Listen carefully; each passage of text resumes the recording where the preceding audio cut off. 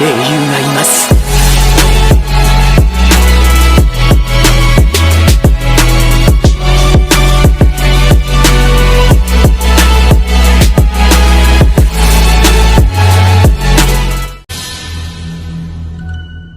関わってしまったから、あいつは。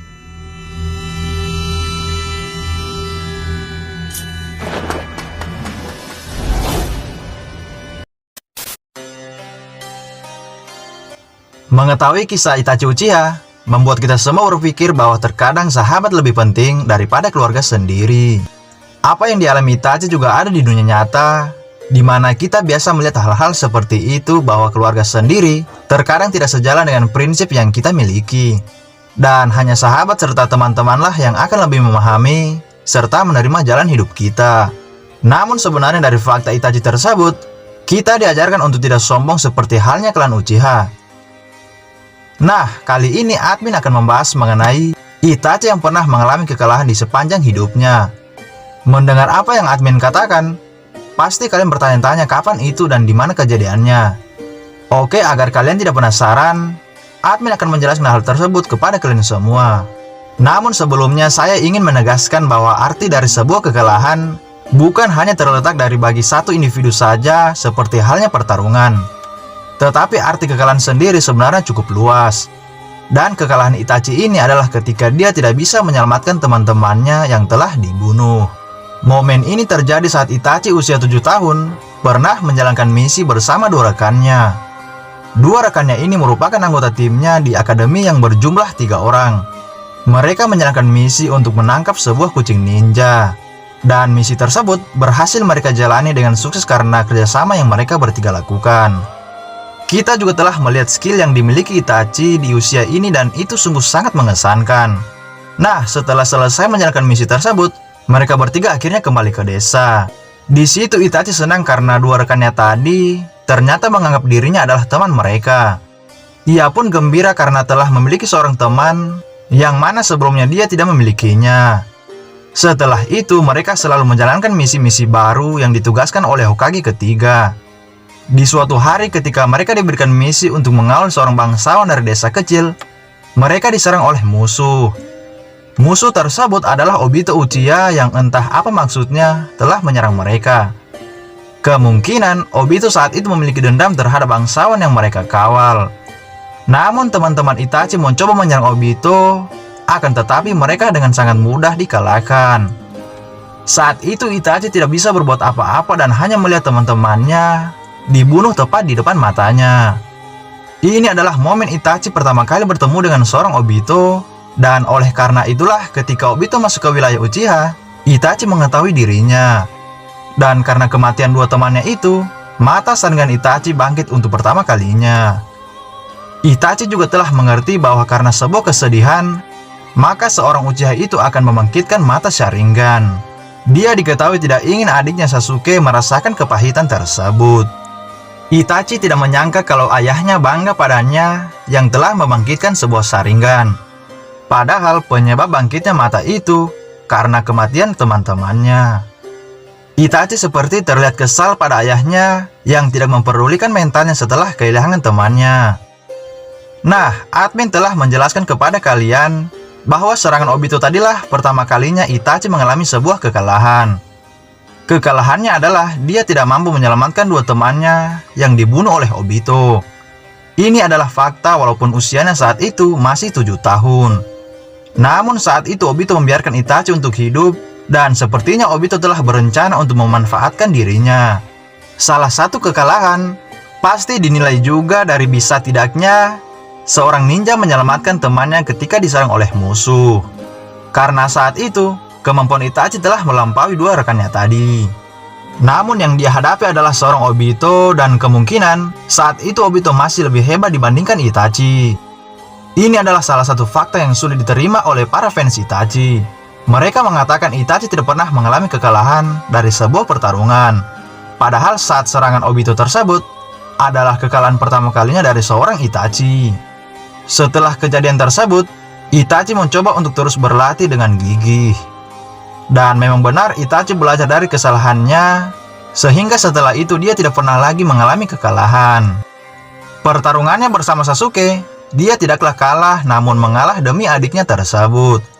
Dia telah merencanakan semuanya agar Sasuke membunuhnya untuk membalas dosa yang telah dia lakukan. Melakukan pembantaian kepada klannya sendiri adalah penyesalan besar yang pernah dia lakukan. Dan dia telah membulatkan tekadnya bahwa Sasuke lah yang akan menghukum dirinya.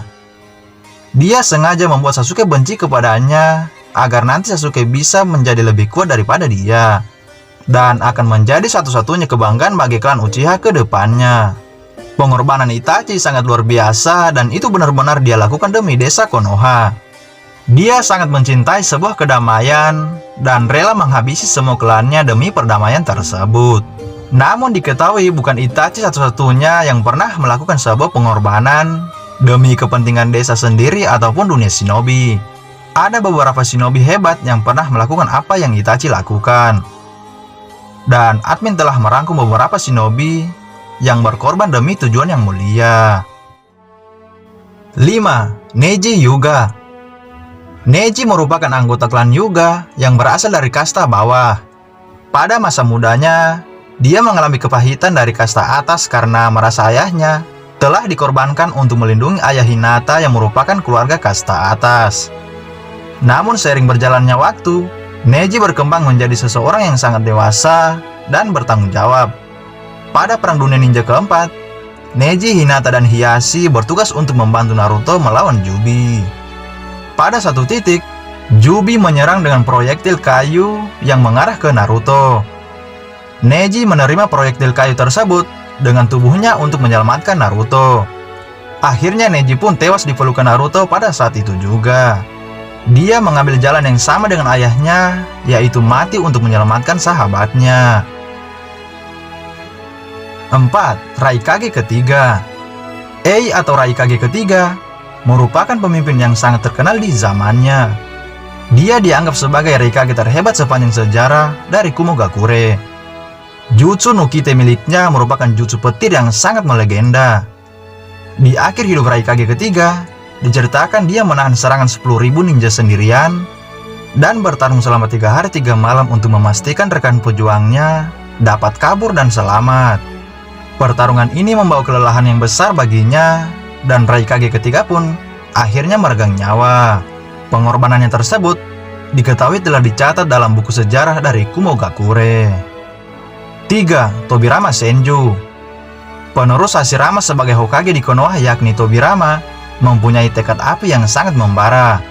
Dia adalah ninja jenius yang menciptakan banyak struktur baru di Konoha seperti sekolah akademi, ujian Chunin, dan organisasi Anbu. Saat kunjungannya ke desa Kumogakure untuk menemui Raikage kedua, tiba-tiba dia beserta timnya diserang oleh tim Kinkaku dan Ginkaku. Kinkaku dan Ginkaku adalah ninja hebat yang terkenal pada saat itu dan memiliki cakra ekor 9. Terdesak oleh mereka, Tobirama memutuskan untuk menjadi umpan pengalih perhatian, sehingga para muridnya yang lain dapat kabur dan selamat kembali ke Konoha. Karena hal itu, akhirnya Tobirama tewas di tangan Kinkaku dan anggota timnya berhasil selamat. 2. Guru Jiraiya.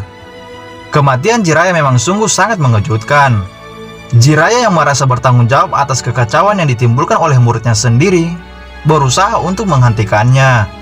Namun upayanya mengalami kegagalan dan berujung pada kekalahan dirinya. Di saat dirinya sudah sekarat, dia memiliki pilihan untuk bersembunyi dengan jutsu miliknya yang mana dia dapat bertahan tanpa diketahui oleh Pain, atau mengorbankan dirinya dengan meninggalkan pesan bagi Konoha mengenai identitas dari Pain, sehingga nantinya mereka dapat lebih mudah mengalahkannya karena mengetahui cara kerja jutsunya. Pada akhirnya Jiraiya memilih untuk meninggalkan pesan kematian yang dituliskan di punggung Fukasaku. Pesan tersebut sedikit banyak memberikan informasi bagi Konoha mengenai identitas Pain yang sesungguhnya. 1. Rin Nohara. Rin merupakan teman masa muda Kakashi dan Obito yang tergabung dalam tim Minato. Setelah kematian Obito di Perang Dunia Ninja ketiga, Rin dipaksa menjadi seorang Jinchuriki ekor 3 setelah diculik oleh desa Kirigakure yang sebenarnya merupakan suruhan Madara. Menyadari dirinya akan membahayakan Konoha dan penduduknya, dia memutuskan untuk bunuh diri. Dia akhirnya mengenai Raikiri Kakashi yang tepat menembus jantungnya agar dia mati pada saat itu juga. Kematiannya membawa kedamaian karena dirinya pasti tidak akan menjadi ancaman lagi bagi Konoha sebagai seorang Jinchuriki. Namun sayang kematian ini juga mendatangkan kepahitan untuk Obito dan Kakashi. Itulah informasi kali ini yang dapat admin sampaikan kepada kalian semua. Jika kalian memiliki pendapat yang berbeda, maka tulislah di kolom komentar. Oke, sampai jumpa di video selanjutnya. Salam Shinobi.